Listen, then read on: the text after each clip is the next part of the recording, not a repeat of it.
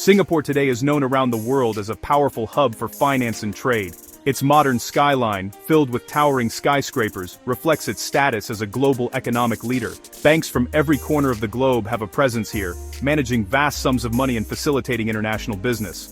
This reputation was built over decades of careful planning, political stability, and a strategic location.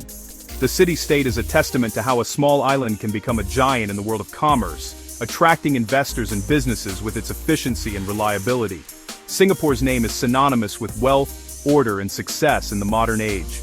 Beyond the world of banking and stocks, Singapore also holds a special place in the global market for precious gemstones. It has become a key center for the diamond trade in Southeast Asia, a place where rare and beautiful stones are bought, sold, and graded. High-end jewelers line the famous Orchard Road, displaying breathtaking creations that attract collectors and luxury shoppers. The city hosts international jewelry fairs, where experts and traders gather to marvel at the latest designs and the most exquisite gems.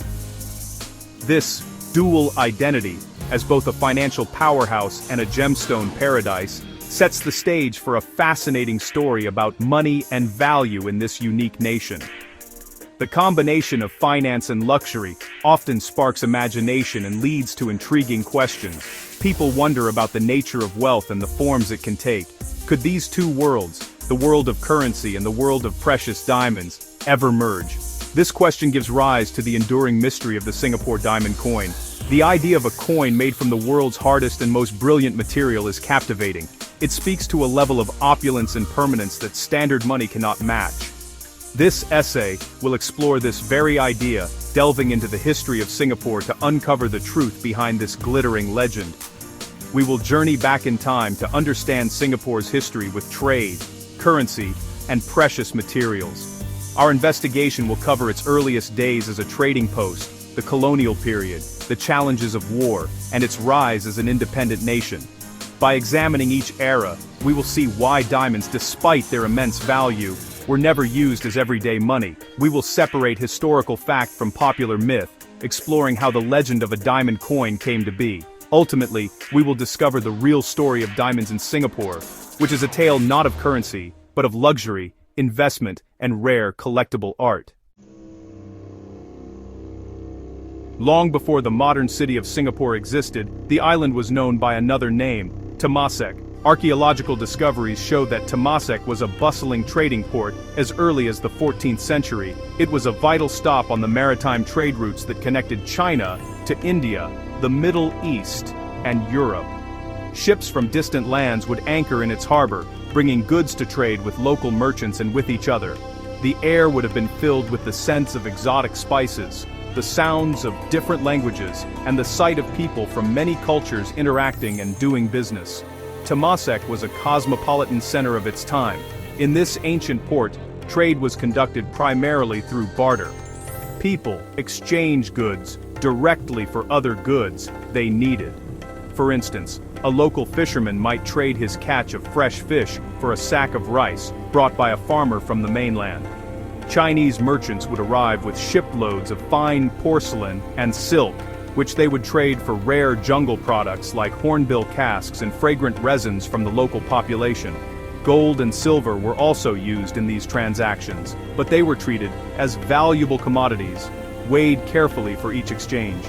They were not standardized coins, but rather chunks or dust of precious metal.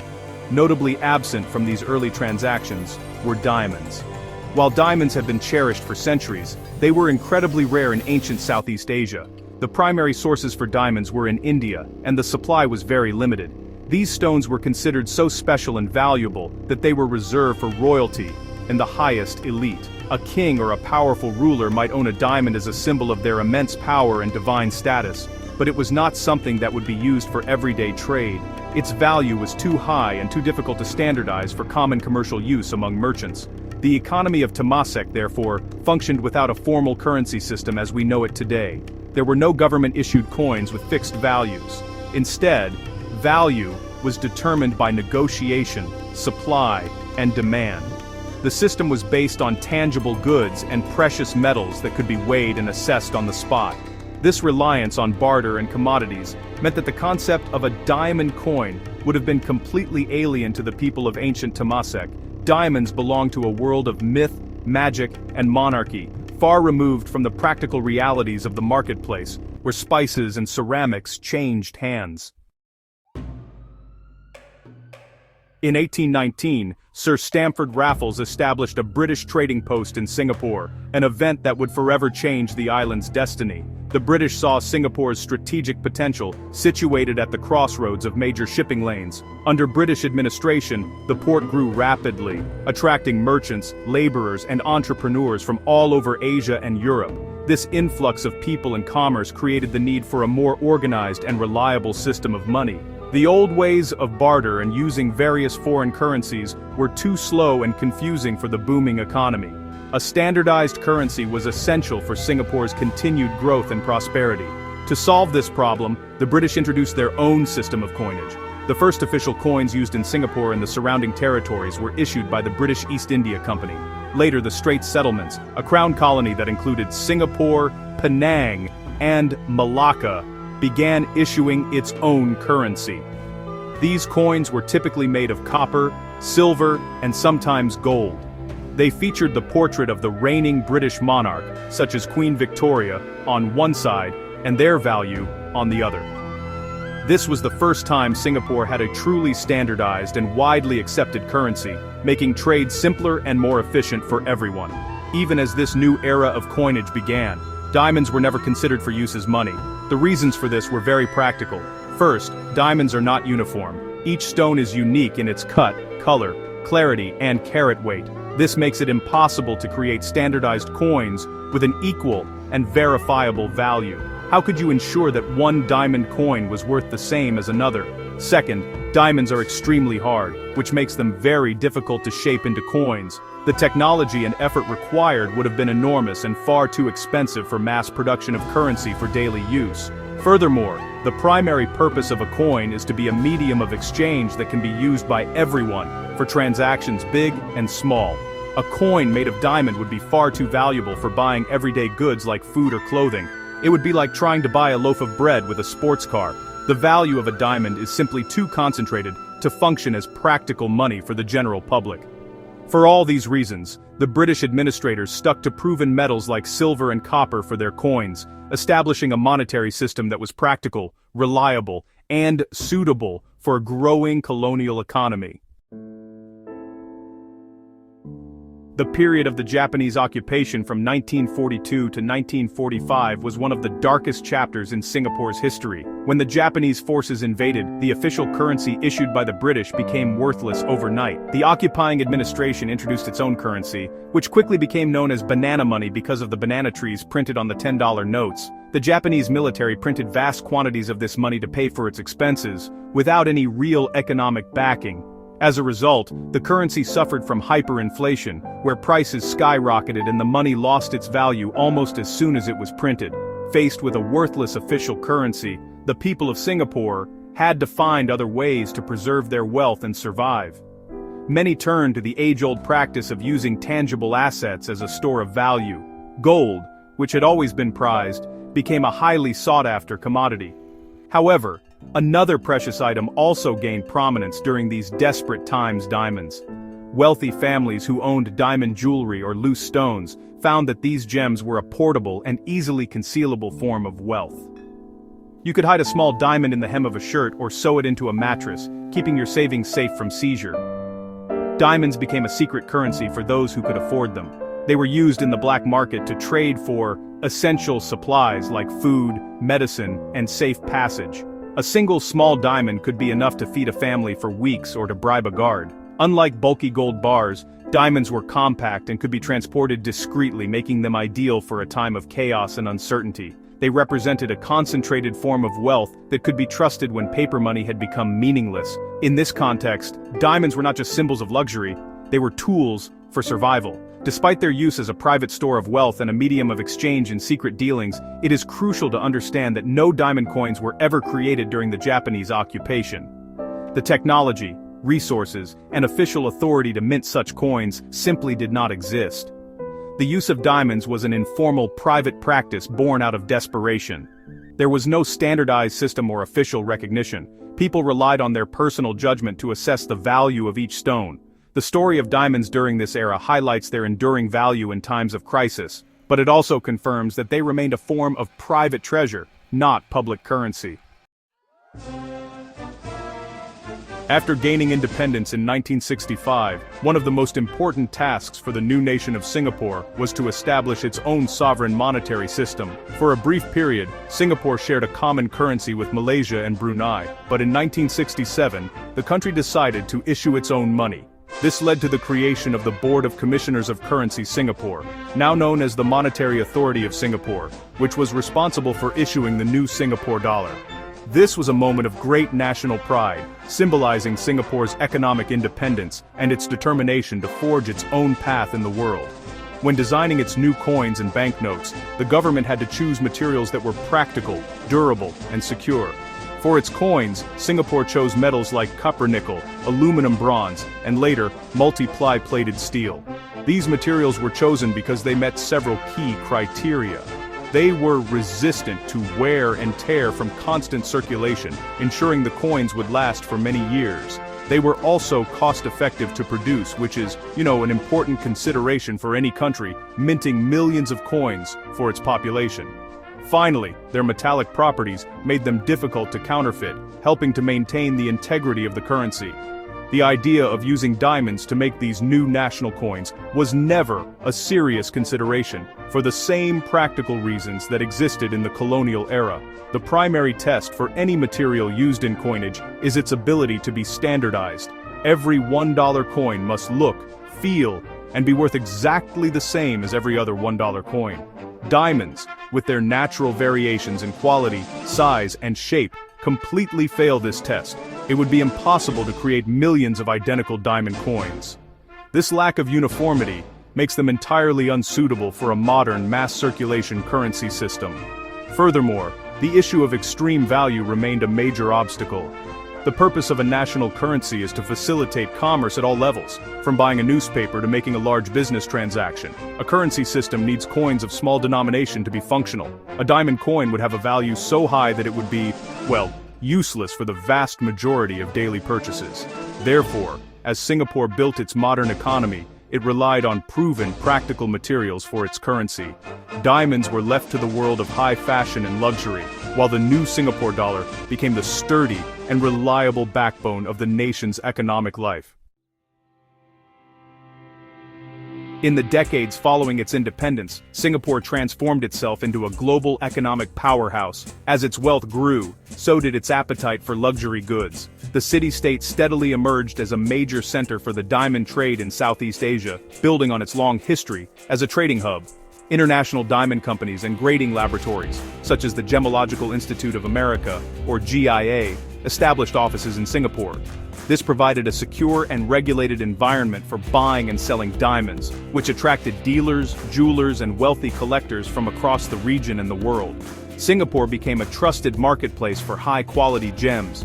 The role of diamonds in Singaporean society solidified around two main areas: jewelry and investment. For many, diamonds became the ultimate symbol of love and commitment, with diamond engagement rings being a cherished tradition. Luxury jewelry brands from around the globe opened lavish boutiques, offering exquisite creations to a discerning clientele. Diamonds were also seen as a tangible investment, a way to store wealth in a physical asset that was both beautiful and portable. Investors would purchase high-grade certified loose diamonds, viewing them as a hedge against inflation and economic uncertainty, much like people invest in gold or fine art. However, even as Singapore became a key player in the global diamond market, the distinction between diamonds as a commodity and diamonds as a currency remained clear. They were traded, graded, and set into beautiful pieces of jewelry, but they were never used as money in everyday transactions. You could not walk into a coffee shop and pay for your meal with a diamond. The value of a diamond had to be professionally assessed, and its sale was a formal transaction, often involving certificates and expert appraisal. This process is far too complex and slow for the fast-paced world of daily commerce. This specialized role for diamonds is a crucial part of our story. The financial and legal infrastructure that grew around the diamond trade in Singapore was designed to handle them as high-value assets, not as a medium of exchange. The industry focused on certification, security, and market transparency to build trust among buyers and sellers. This sophisticated system reinforced the idea that diamonds were a special class of treasure, entirely separate from the coins and banknotes that people used to conduct their daily lives. In Singapore's thriving economy, diamonds were for admiring and investing in, not for spending. While circulating diamond coins have never been a reality, the allure of combining Singapore's reputation with the brilliance of diamonds was too strong to ignore. This led to the creation of a very special and exclusive category of coins, commemorative or numismatic coins embedded with real diamonds. These are not money meant for spending. Instead, they are limited edition works of art produced for collectors and investors. The Monetary Authority of Singapore, or MAS, occasionally partners with mints, both local and international, to issue these spectacular pieces to mark significant national events or anniversaries. These special issue coins are crafted with meticulous care and precision. They are typically made from precious metals like pure gold or silver, which already makes them valuable. The addition of one or more carefully selected diamonds elevates them to an even higher level of luxury and exclusivity. The diamonds are often used to highlight a specific feature of the coin's design, such as the eye of an animal in a zodiac series or a star in a national emblem. The production numbers for these coins are kept deliberately low to ensure their rarity and desirability among collectors around the world. The purpose of these diamond-embedded coins is entirely different from that of regular currency. They are not intended to circulate or be used for trade. Their value is derived from several factors: the intrinsic worth of the precious metals and diamonds they contain, their artistic design, their rarity, and the historical significance of the event they commemorate. They are miniature masterpieces, designed to be preserved and admired. For collectors, owning one of these coins is like owning a piece of Singapore's history combined with the timeless beauty of a precious gem. They are status symbols and treasured heirlooms. It is the existence of these rare, collectible items that likely fuels the myth of the Singapore diamond coin. Someone might see or hear about a gold coin from Singapore that has a diamond in it and mistakenly assume that such coins are, or were, a form of currency. However, it is essential to understand the difference. These are non-circulating legal tender, which means they have a nominal face value, like $10. But their actual market value as a collectible is many, many times higher. They are part of the world of numismatics, not the world of everyday money.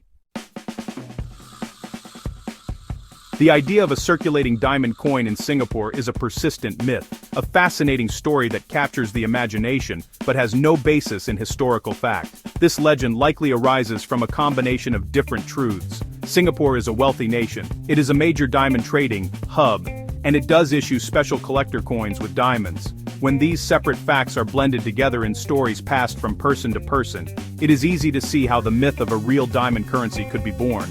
People hear about Singapore and diamonds and coins and connect the dots in a way that creates a more exciting but incorrect narrative. Let's be perfectly clear about why a circulating diamond coin is an impossibility. The first and most significant barrier is standardization. Modern economies depend on fungibility, which means that any unit of currency is perfectly interchangeable with another of the same value. Your $1 coin is the same as my $1 coin. As we have discussed, every diamond is unique. It is impossible to produce millions of diamonds that are identical in value, making them fundamentally unsuitable for a standardized currency system. This single fact is the most powerful argument against the existence of a circulating diamond coin. Another insurmountable obstacle is durability and security. While diamonds are the hardest natural material on Earth, they can still be chipped or fractured with a sharp impact. Coins in circulation are dropped, scratched, and subjected to immense wear and tear. A diamond embedded in a coin would be at risk of damage, which would alter its value. Furthermore, how would an ordinary person or a shopkeeper verify that the diamond in a coin is real and not a convincing fake like cubic zirconia? This would require specialized equipment at every point of sale, making transactions hopelessly impractical and creating a massive potential for fraud. Finally, there is the problem of value fluctuation. The market price of diamonds, like that of gold and other commodities, changes over time based on global supply and demand. The value of a circulating currency needs to be stable and predictable, managed by a central monetary authority. If the money in your pocket could double or halve in value from one week to the next, based on international diamond market trends, it would create economic chaos. For all these logical and practical reasons, no country, including Singapore, has ever used or could ever use diamonds as a basis for its circulating currency. In conclusion, the story of the Singapore diamond coin is a captivating journey into the heart of what we perceive as value. Our exploration through Singapore's history reveals a clear and consistent truth. From the ancient barter trade of Temasek to the standardized coinage of the British era, and from the emergency measures of the Japanese occupation to the creation of the modern Singapore dollar, diamonds have always occupied a space separate from everyday currency. They have been symbols of royal power, tools for survival in desperate times, and objects of immense desire, but they have never been money for the masses. The practical barriers to creating a circulating diamond coin are simply too great to overcome. The lack of uniformity, the difficulty of verification, the risk of damage, and the volatility of their market value make diamonds entirely unsuitable for the role of a public medium of exchange. A nation's currency must be reliable, standardized, and accessible to all its citizens for transactions big and small. Diamonds, by their very nature, are the opposite. They are unique, require expert appraisal, and hold a value so concentrated that they are impractical for daily use. They are the stuff of treasure, not of commerce. The myth of the Singapore diamond coin is fueled by the reality of the nation's success. As a global financial center and a thriving hub for the gemstone trade, Singapore naturally becomes a subject of stories that blend wealth and luxury. The existence of exquisite, limited-edition commemorative coins embedded with diamonds adds a layer of truth that makes the myth more believable. These beautiful collectibles are the closest anyone will ever get to a Singapore diamond coin, but they are numismatic artworks, not currency. They are designed to be cherished in a collector's box, not spent at a local market. Ultimately, the place of diamonds in Singapore is firmly in the realm of luxury, investment, and collectible art. They glitter in the displays of high-end jewelry stores, they are held securely in investors' vaults, and they adorn the rare commemorative issues that mark the nation's milestones. They represent dreams, aspirations, and a timeless store of value. The Singapore diamond coin remains what it has always been: a fascinating legend, a collector's fantasy, and a testament to the enduring allure of the world's most brilliant gem. It is a dream made of diamond dust, not a dollar you can hold in your hand.